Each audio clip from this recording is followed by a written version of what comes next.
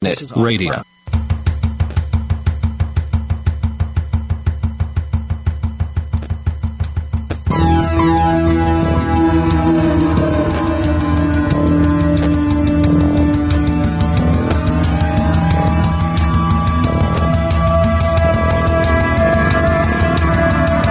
To another dimension, a dimension of insight, a dimension of understanding.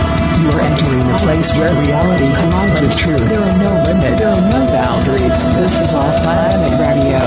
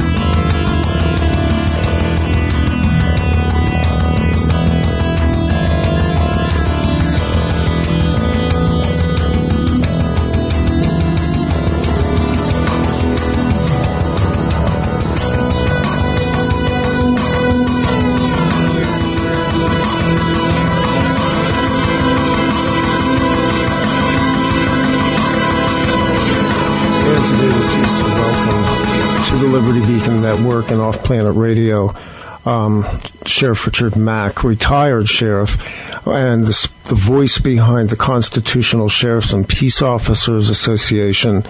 The website is CSPOA.org.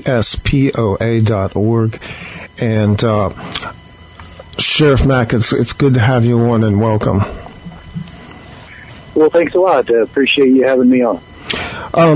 First off, I guess by way of introduction, there may be a few people out there, it's hard to imagine at this point, who don't know specifically who you are, but also the origins and mission of CSPOA.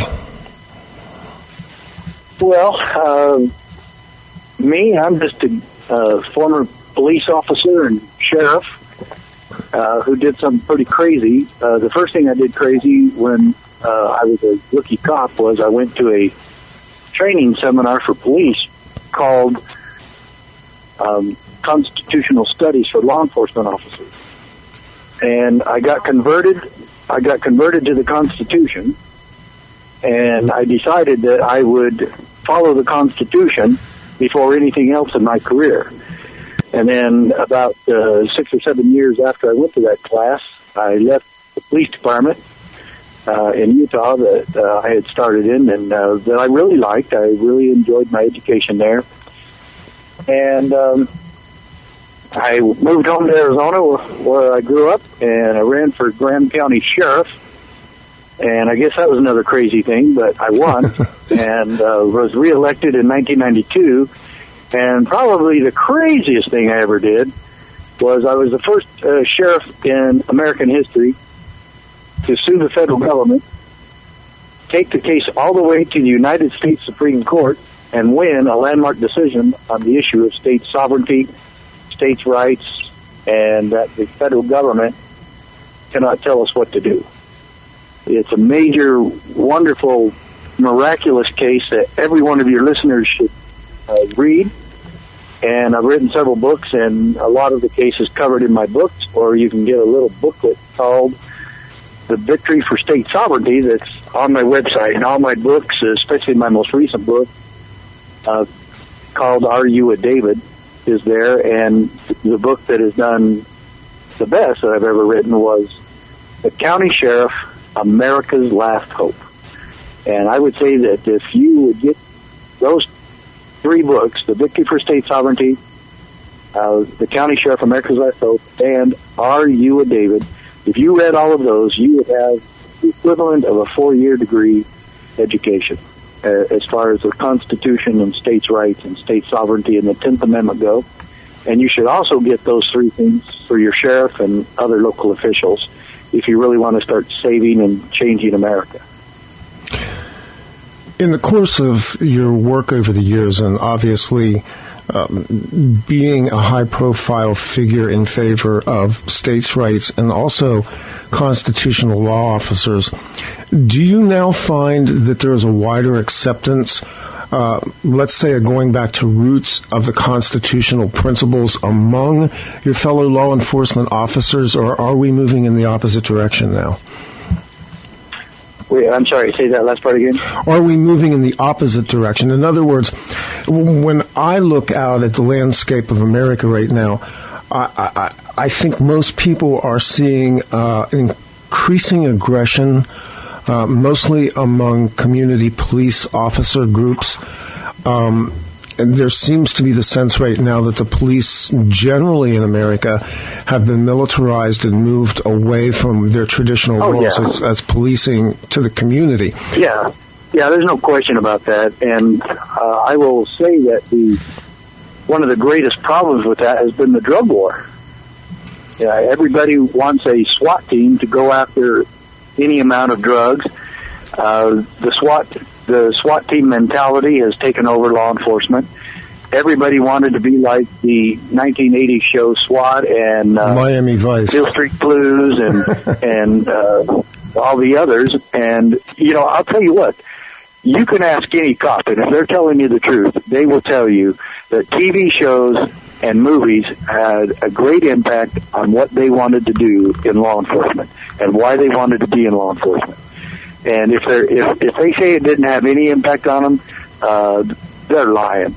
I'm sure there might be some that aren't. But I would say 90% of the people who got into law enforcement, myself included, wanted to be like what we saw on TV and movies.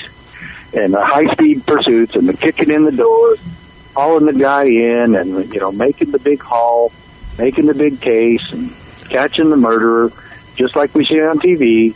That's what we all wanted to do. And then you find out that when you get into law enforcement, it's pretty boring. Yeah.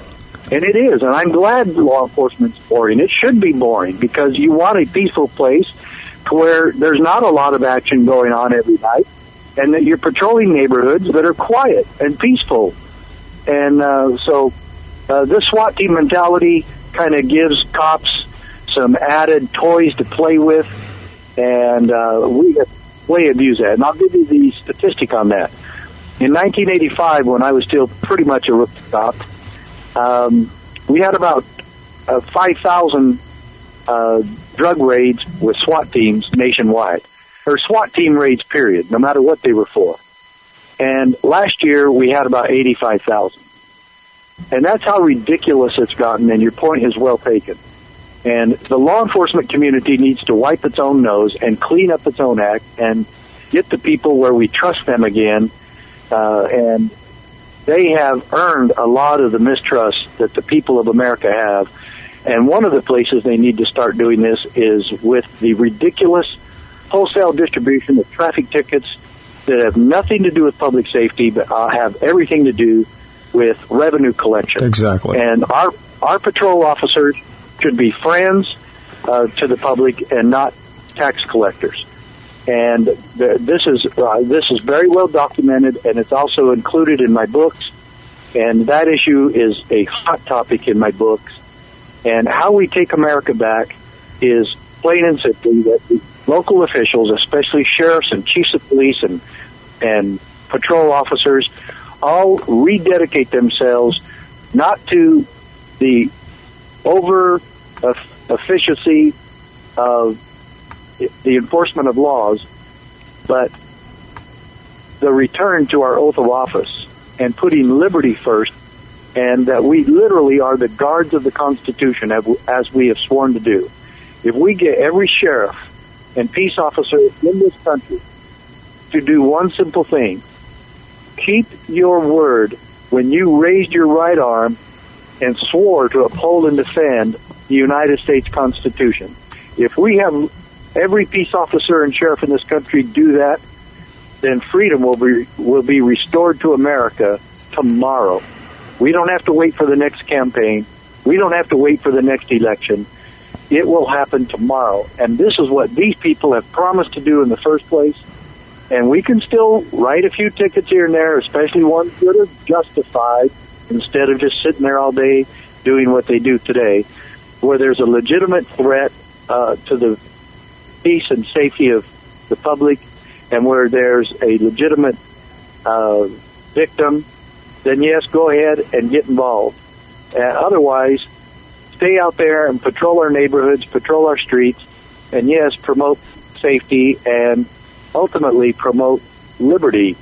And if we had the police of this country focusing on liberty, knowing and understanding the Constitution and the Bill of Rights, we will change America tomorrow. Now, in all fairness, we've focused so far on the police officers and I guess what you would call the boots on the ground, but behind the scenes, there is a mechanism that exists both within, I will say, the administrative aspects of police and also the court system, which has actually been, I guess, an incentive for this aggressive enforcement of not really even laws, but statutes and codes that are, from my understanding of law, are basically private law, community law, law that is corporate.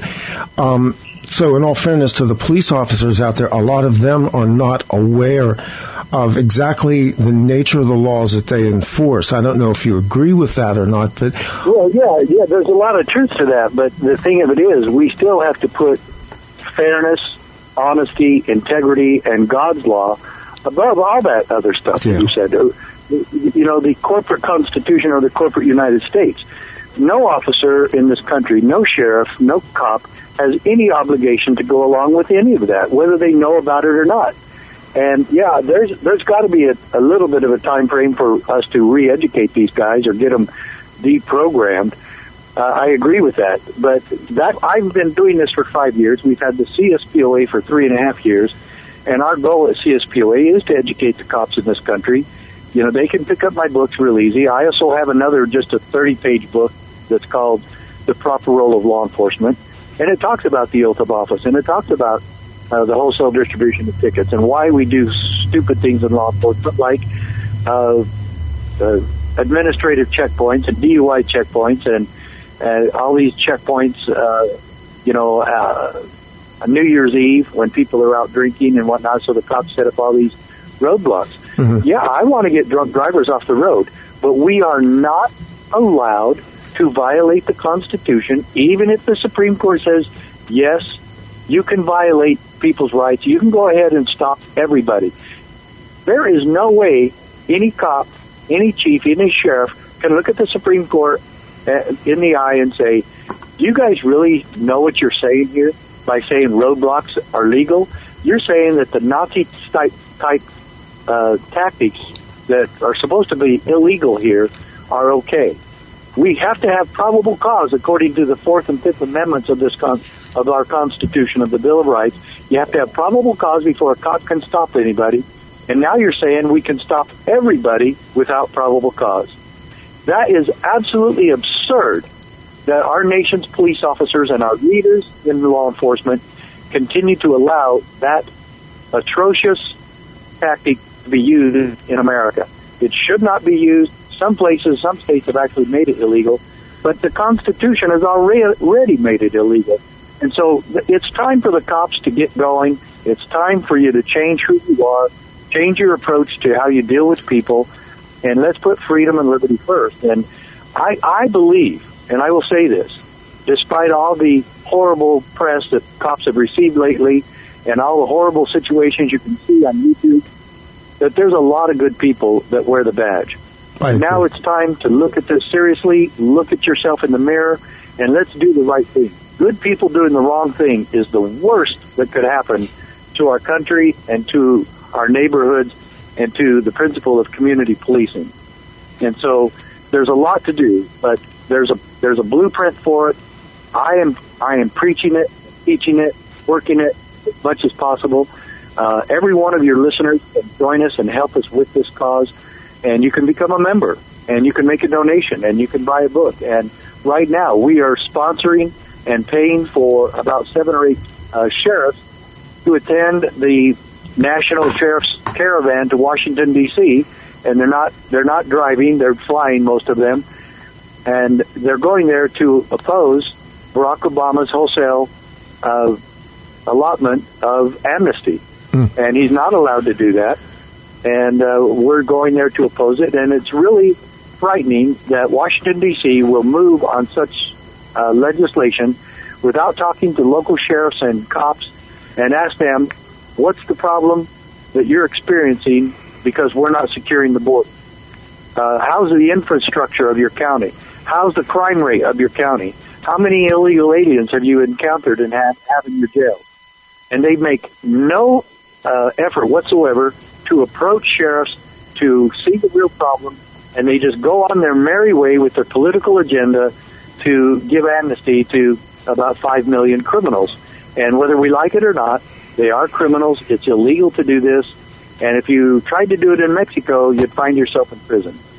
And so we need to make sure that another point on the amnesty thing, the one community that Barack Obama promised to help the most, and that was black Americans who are unemployed, this actually makes things so much worse for them, and that they will be competing with 5 million illegal aliens who are now granted amnesty for the jobs that these people need the most.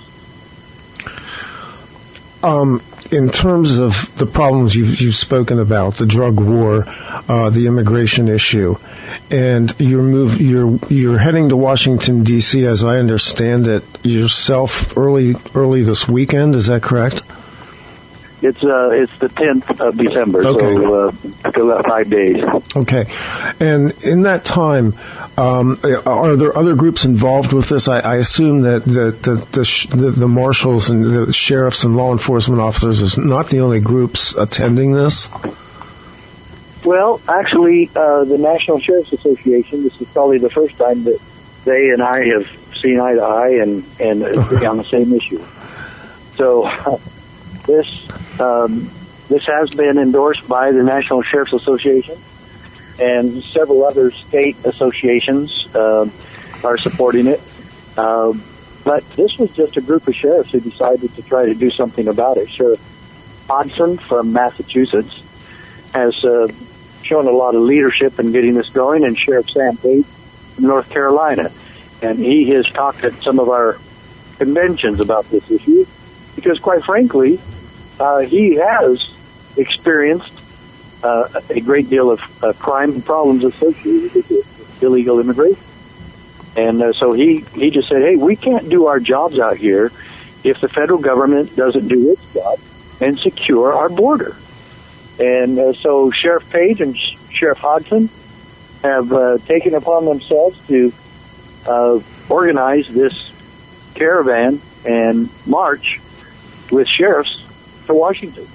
I think it's a tremendous event, and it's very historical when you consider that this is the first time ever that sheriffs have done such a thing, trying to straighten out Congress and the President of the United States.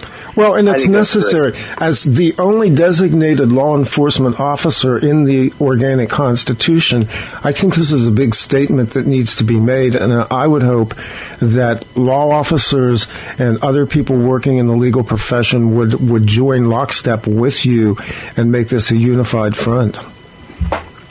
Yeah, absolutely. And we do have some that can't go who are signing letters for us to present to the White House and to Congress so that they know that this isn't just an elitist group of sheriffs. This isn't just some far right-wing faction of the sheriffs of this country, that it's most of the sheriffs in this country that absolutely want something done to provide security at our border. You work at all with Oath Keepers on issues related to what I would call overlapping interest? Yeah, of course. I'm actually on the board of directors with Oath Keepers, and we really appreciate the work that they've been doing. Because it seems to me that, and it's true, that you guys really are the thin blue line right now for the Constitution, that the military people in this country, and there are many of them now, and I've spoken with, several of them on the show, who have indicated as well that they understand the depth of erosion that's going on in the constitutional rights of this country. So I'm wondering if you're also getting the pulse from military people that they also need to step up. Yeah, we're saying that to everyone. We're saying it to our military, our nation's military, soldiers, whoever, peace officers. Don't obey unconstitutional commands and orders from your supervisors. Don't. Tell them you won't do that, and let them know that, especially a cop, if he's asked to confiscate guns from law-abiding Americans, tell them no. Stand down. And it's not against the law to do that. In fact, it's upholding the law when we do that. And yeah, it would take a little courage, I admit that. But a lot have done it, and we need a lot more doing it. And can you imagine that a deputy sheriff, patrol officer, tells his chief or his lieutenant, I'm not going to take guns from that person. One deputy did that in Pennsylvania. He was asked to arrest a pastor and his followers for protesting in front of an abortion clinic. I'm familiar with this. I'm in Pennsylvania. Yeah, well, this officer said, no, they haven't done anything wrong. I'm not going to arrest them. Why would I arrest somebody for peaceably assembling and protesting, which they have a constitutional right to do? Another deputy in Albany, New York, refused to arrest some people handing out flyers in the airport, telling people how the TSA fondling and groping was illegal. And so the airport authority asked the deputy to arrest them. And he goes, well, what have they done? They said, well, they're trespassing. We told them to leave. Well, what were they doing for you to tell them that? They're handing out these flyers. Well, they have a right to do that. They're not hurting anybody. If people don't want the flyer, tell them not to take it or throw it in the trash can. But he says, I'm not going to arrest them. Well, that was Sheriff Deputy Stan Lennick, and he was the Deputy Sheriff of the Year in 2013 for the CSPOA. Now, I'm asking your listeners, do you want us to keep doing that? Do you want us to have a constitutional sheriff in your county? Do you want a constitutional sheriff in your county? Do you want a sheriff that tells the federal government, you can come into my county and do whatever you want? I don't have the authority to interfere or to protect my citizens from what you do. They'll have to get a lawyer and sue you. But I am not going to interfere. I don't have the authority to do that. Or do you want a sheriff, as we have had many do already, tell the federal government, look, when you come into my county, you check with me. I want to see your paperwork. And before you victimize anybody in my county, I want to make sure that your paperwork is in order and that you're following the Constitution. Which sheriff do you want in your community? Do you want the buffer and sheriff that makes sure that things are happening correctly? Or do you want somebody who just sits back and lets the federal government do whatever they want? Come on, tell me which one you want. And then, if you want the constitutional sheriff, get involved with us and help us create a lot more.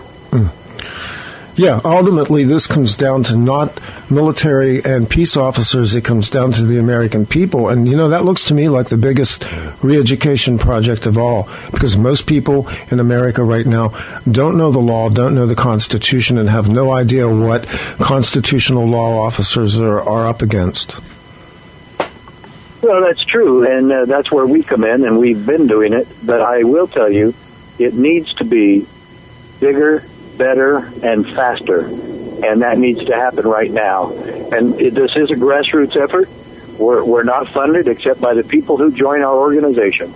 And so that's why I really stress, if you want us to help sheriffs stand for freedom in your county, if you want to promote liberty and the oath of office, if you want to restore our Constitution as the supreme law of the land, county by county, sheriff by sheriff, and state by state, then we're asking you to join with us.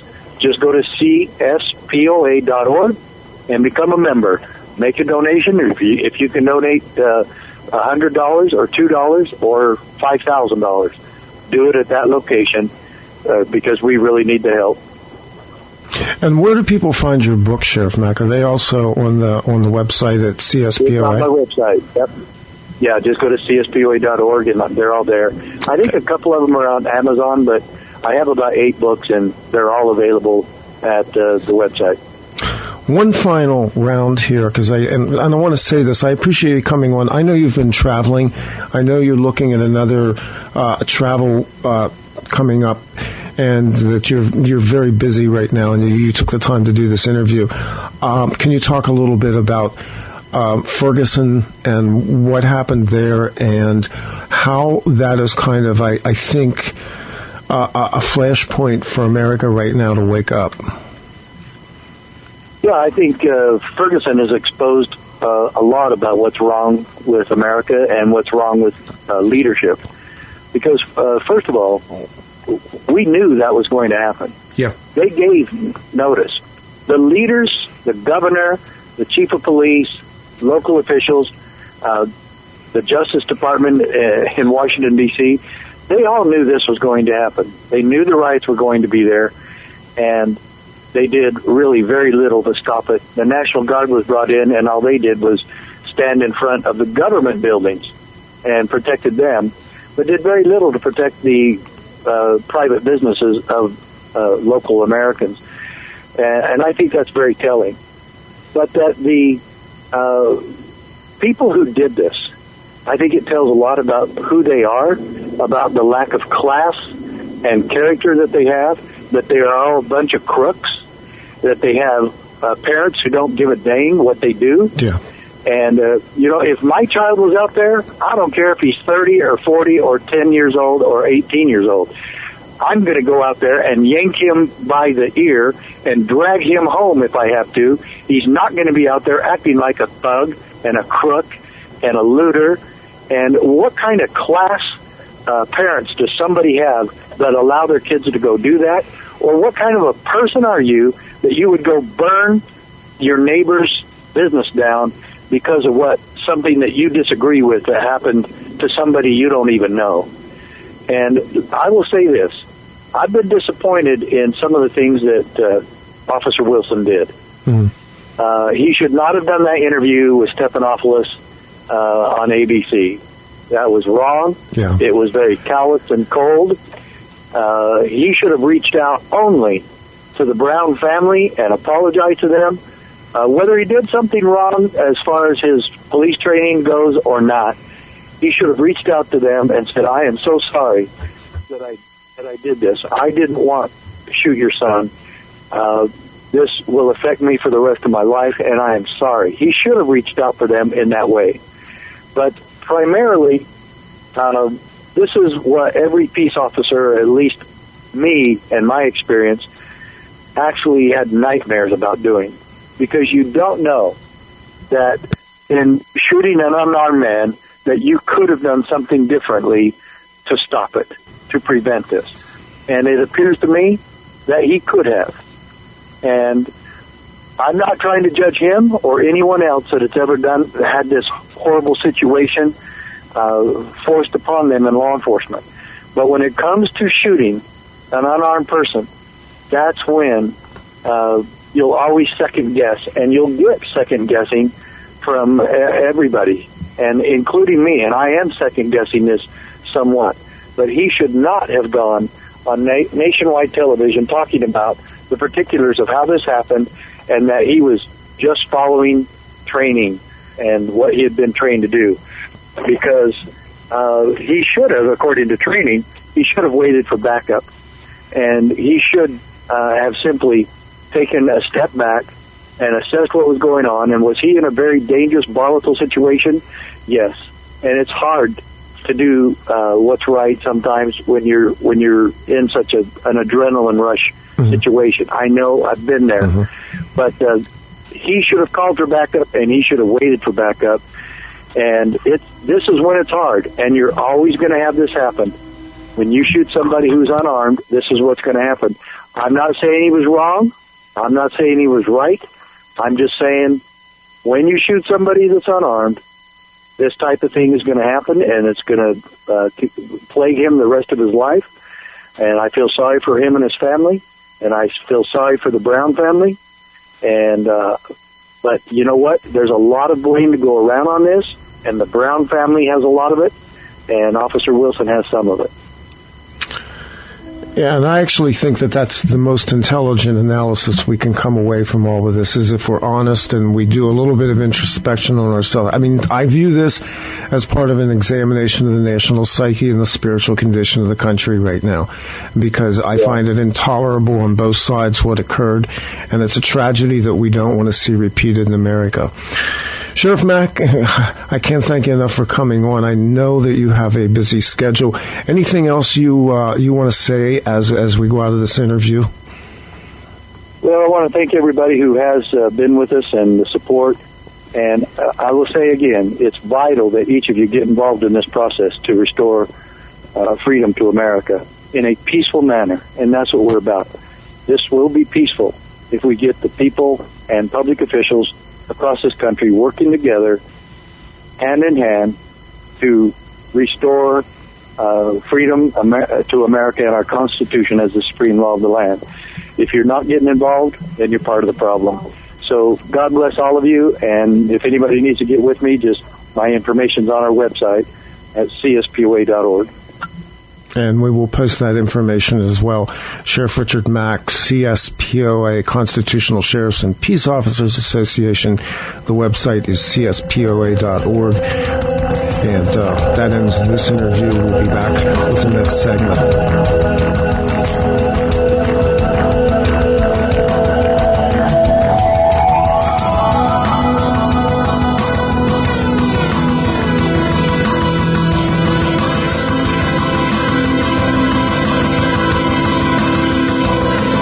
This is OffPlanet Radio.